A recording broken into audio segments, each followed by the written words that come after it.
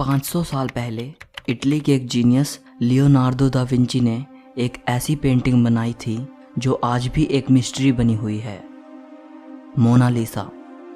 आखिर ऐसे क्या राज छिपे हैं इस पेंटिंग में जो इसे दुनिया की सबसे रहस्यमयी और सबसे फेमस पेंटिंग बनाते हैं।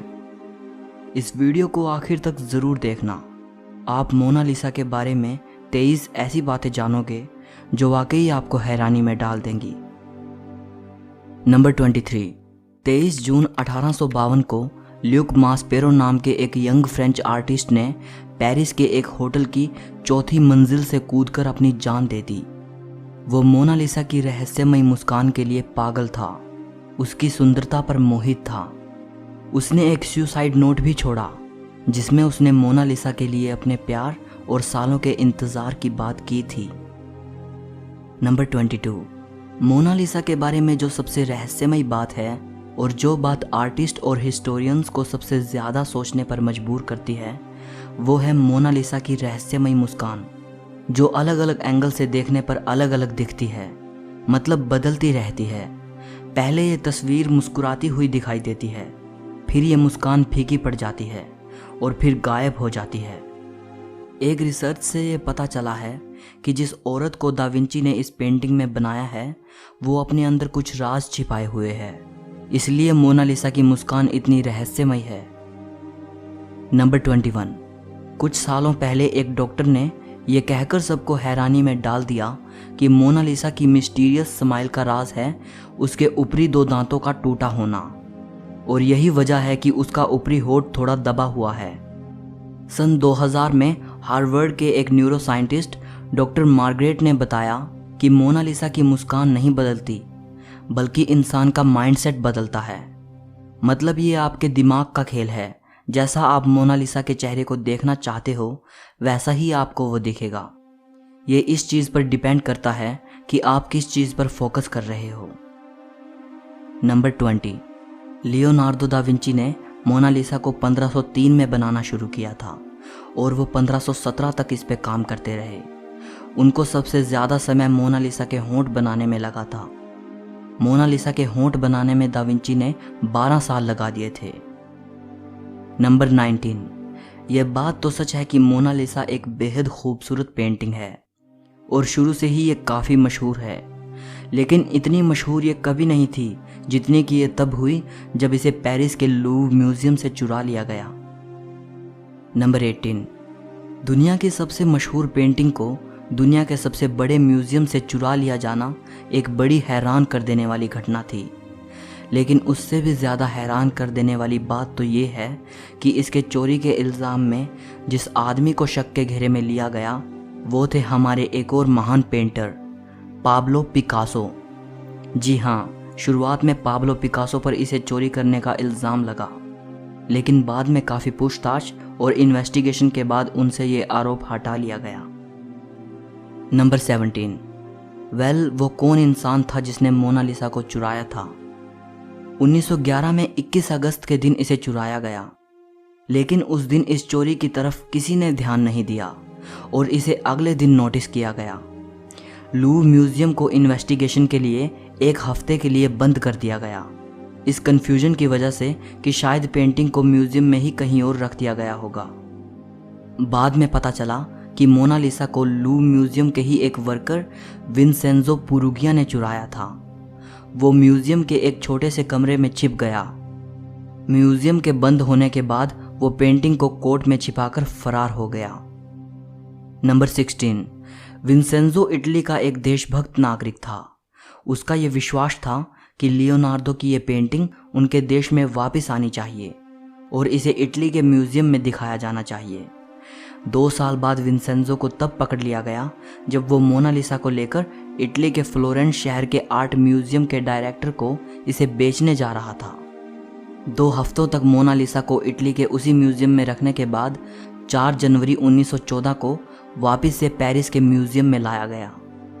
विंसेंजो को उसके क्राइम के लिए 6 महीने की जेल हुई, लेकिन इटली ने उसकी देशभक्ति के लिए उसका स्वागत किया। नंबर 15। मोनालिसा की एक जुड़वा पेंटिंग भी मौजूद है जो बिल्कुल लियोनार्दो दा विंची की मोनालिसा जैसी ही दिखती है। कहा जाता है कि दूसरी पेंटिंग को दा विंची के टाइम में ही उनके एक स्टूडेंट फ्रांसिस्को मेल्जी ने बनाया था। ये दूसरी पेंटिंग स्पेन की राजधानी मैड्रिड के प्रादो म्यूजियम में रखी है। नंबर 14। आज तक ये बात रहस्य है कि मोनालिसा कौन थी, मतलब दा विंची ने ये किसकी तस्वीर बनाई थी, ये कौन औरत थी। ज़्यादातर स्कॉलर्स का ये मानना है कि इस पेंटिंग में जो तस्वीर है वो लीसा घेरार्दिनी की है, जो कि फ्लोरेंस की एक इटालियन औरत थी। लेकिन एक थियोरी ये भी कहती है कि मोनालिसा लियोनार्दो दा विंची की खुद की तस्वीर है, मतलब उन्होंने इस पेंटिंग में खुद को एक औरत के रूप में बनाया था। नंबर 13। इस खूबसूरत पेंटिंग को नुकसान पहुंचाने की कई कोशिशें हो चुकी हैं। 1956 में एक बोलीवियन टूरिस्ट ने मोनालिसा पर एक पत्थर फेंका था, जिसकी वजह से मोनालिसा की बाएं हाथ की कोहनी के पास एक छोटा सा निशान आ गया था। बाद में इसे रिस्टोर कर दिया गया, लेकिन निशान अब भी हल्का दिखता है। इससे पहले एक व्यक्ति ने इस पेंटिंग पर एसिड फेंका था। इसके बाद मोनालिसा की सिक्योरिटी को देखते हुए इसे बुलेट प्रूफ ग्लास के अंदर रखा गया, लेकिन इसके बाद भी एक लेडी ने मोनालिसा पर रेड पेंट से स्प्रे करने की कोशिश की थी, और 2009 में एक रशियन लेडी ने इसकी तरफ सिरेमिक टीकप फेंका, पर पेंटिंग दोनों ही केस में सुरक्षित रही। नंबर 12। लियोनार्दो दा विंची एक राइटर भी थे, लेकिन हैरानी होती है कि उन्होंने अपनी सबसे फेमस पेंटिंग मोनालिसा के बारे में कहीं कुछ भी नहीं लिखा। नंबर 11। सेकेंड वर्ल्ड वॉर के टाइम मोनालिसा को 6 बार अपनी जगह से बदला गया, ताकि ये बेशकीमती पेंटिंग जर्मन नाजियों के हाथों में ना चली जाए। नंबर 10। लियोनार्दो के ही एक स्टूडेंट ने 1514 से 1516 के बीच मोनालिसा का एक न्यूड वर्जन भी बनाया था, जिसे मोना वेना कहा जाता है। इसके हाथ और बॉडी की पोजीशन बिल्कुल लियोनार्दो की मोनालिसा जैसी ही है। कहा यह भी जाता है कि शायद इसे भी लियोनार्दो दा विंची ने ही बनाया हो। ये पेंटिंग पेरिस के कोंडे म्यूजियम में रखी है। नंबर 9। लियोनार्दो ने मोनालिसा को पेंट करने में 30 से भी ज़्यादा लेयर्स का इस्तेमाल किया था, और उनमें से कुछ लेयर्स तो एक इंसानी बाल से भी बारीक थी। नंबर 8। मोनालिसा दुनिया की मोस्ट वैल्यूएबल पेंटिंग है। गिनीज वर्ल्ड रिकॉर्ड के अनुसार मोनालिसा हिस्ट्री की हाईएस्ट वैल्यूएशन वाली पेंटिंग है। 1962 में इसकी कीमत $100 मिलियन आंकी गई थी। 2019 में ये $700 मिलियन के आसपास है, लेकिन फ्रेंच हेरिटेज लॉ के अकॉर्डिंग इसे बेचा और ख़रीदा नहीं जा सकता, क्योंकि ये पब्लिक के लिए है। नंबर 7। 1519 में दा विंची की मृत्यु के बाद मोनालिसा फ्रांस के राजाओं के प्राइवेट कलेक्शन का हिस्सा बन गई। फ्रेंच रिवॉल्यूशन के बाद मोनालिसा को पेरिस के लूव म्यूजियम में रख दिया गया। ये पेंटिंग नेपोलियन को इतनी पसंद आई थी कि कुछ समय के लिए उन्होंने इसे अपने बेडरूम में लगवा दिया था। नंबर 6। जितना आपको लगता है ये पेंटिंग उससे काफ़ी छोटे साइज़ की है। इसका साइज़ 30 बाय 21 इंचेस है और इसका वज़न 8 किलोग्राम है। दा विंची ने इसे पेपर और कैनवस पर नहीं बनाया था, बल्कि पॉपुलर की लकड़ी के पैनल पर ऑयल पेंट से बनाया था, और इतनी खूबसूरती से बनाया था कि इस पर ब्रश के निशान देखना बेहद मुश्किल है। दा विंची के टाइम में कैनवस और पेपर मौजूद थे, लेकिन उस वक्त के पेंटर ये सोचते थे कि छोटी पेंटिंग के लिए लकड़ी का यूज़ करना ही सही रहेगा। नंबर 5। जब आप इस पेंटिंग को देखते हो तो आप पाओगे कि मोनालिसा की आईब्रोज और आई लैशेज नहीं दिखती। अब सवाल उठता है कि लियोनार्दो दा विंची ने मोनालिसा की आईब्रोज और आई लैशेज क्यों नहीं बनाई।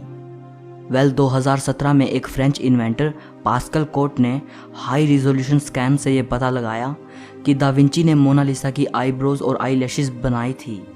उसने बताया कि ये टाइम के साथ धीरे धीरे गायब हो गई, शायद ओवर क्लीनिंग की वजह से। नंबर 4। पैरानॉर्मल क्रूसिबल नाम की एक वेबसाइट ने यह दावा किया था कि मोनालिसा की पेंटिंग में एलियन छिपा है। कहा गया कि अगर इस पेंटिंग को लेफ्ट साइड से मिरर के साथ जोड़कर देखा जाए तो एलियन जैसी आकृति बनती है।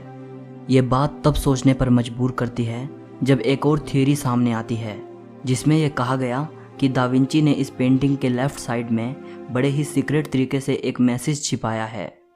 थ्योरी बताती है कि पेंटिंग में इटालियन भाषा में लिखा गया है ला रिस्पोस्ता सी ट्रोवा की।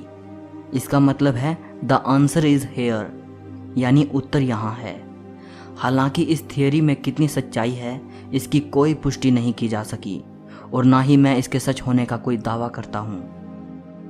नंबर 3, मोनालिसा के फैन दुनिया भर में हैं। इस पेंटिंग पर बहुत सी पोएम्स भी लिखी जा चुकी हैं और सॉन्ग्स बन चुके हैं। जब से इसे पेरिस के लूव म्यूजियम में रखा गया है तब से इसे वहाँ लव लेटर्स मिलते हैं, चाहने वालों की तरफ से फ्लावर्स मिलते हैं। नंबर 2, मोनालिसा को इंग्लिश में मोनालिसा लिखा जाता है, लेकिन इसकी सही स्पेलिंग ये है। कोई इसे मोनालिसा कहता है तो कोई मोनालिसा कहता है, लेकिन इटालियन में इसकी करेक्ट प्रोनाउंसिएशन है मोनालिसा। इसका मतलब होता है माई लेडी। नंबर 1, दोस्तों अगर आप पेरिस के लूव म्यूजियम में जाते हो तो मोनालिसा के रूम में जाने के बाद जहां मोनालिसा रखी है उसके बिल्कुल ऑपोजिट डायरेक्शन में आपको एक बहुत बड़ी पेंटिंग मिलेगी जो कि मोनालिसा से कई गुना बड़ी है। इसका नाम है द वेडिंग फीस्ट एट कैना। इसे इटली के ही एक पेंटर पाओलो वेरोनेसे ने 1563 में बनाया था। दोस्तों ये पेंटिंग इतनी खूबसूरत है कि इसकी तारीफ के लिए शब्द कम पड़ जाएंगे, लेकिन क्योंकि ये पेंटिंग इतनी फेमस नहीं है इसलिए लोग इसे देखने में ज़्यादा इंटरेस्टेड नहीं हैं। यही वजह है कि मोनालिसा के सामने तो आपको बहुत भीड़ नज़र आएगी, लेकिन इसे देखने के लिए बहुत कम लोग खड़े मिलेंगे। दोस्तों अगर हम सच्चे आर्ट लवर हैं तो हमारे पास वो आंखें होनी चाहिए जो एक आर्टिस्ट की कला को परख सकें। जस्ट किसी एक ही चीज़ को सिर्फ इसलिए वैल्यू देना कि वो बहुत फेमस है या उसको बनाने वाला कोई बड़ा इंसान था, और दूसरे के काम को सिर्फ इसलिए भूल जाना क्योंकि वो ज़्यादा फेमस नहीं है या उसे बनाने वाला कोई महान इंसान नहीं था, ये तो सही नहीं है ना। देखो मैं ये नहीं कह रहा कि मोनालिसा बहुत अच्छी पेंटिंग नहीं है और उससे भी अच्छी अच्छी पेंटिंग्स मौजूद हैं, नहीं। बेशक मोनालिसा दुनिया की सबसे खूबसूरत आर्ट वर्क में से एक है, लेकिन साथ साथ हमें दूसरे के काम को भी तो सराहना चाहिए ना। हो सकता है कि उसकी बनाई गई चीज़ भी उतनी ही अच्छी हो सकता है उस आर्टिस्ट ने भी बहुत मेहनत की हो और हम उसकी तरफ बिल्कुल ध्यान नहीं दे रहे। मैं आखिर में एक और बात बताना चाहता हूँ जिससे मुझे उम्मीद है कि आप मेरी बात को पकड़ पाएंगे। पेरिस का ये लूव म्यूजियम दुनिया का सबसे बड़ा आर्ट म्यूजियम है। इसमें 35,000 हिस्टोरिक ऑब्जेक्ट्स रखे हैं, लेकिन ज़्यादातर लोग सिर्फ मोनालिसा को देखने आते हैं और उसके सामने सेल्फी लेकर चले जाते हैं। सो इस वीडियो के लिए इतना ही। अगर आपको ये वीडियो पसंद आई हो तो लाइक और शेयर ज़रूर करना। कमेंट करके इस वीडियो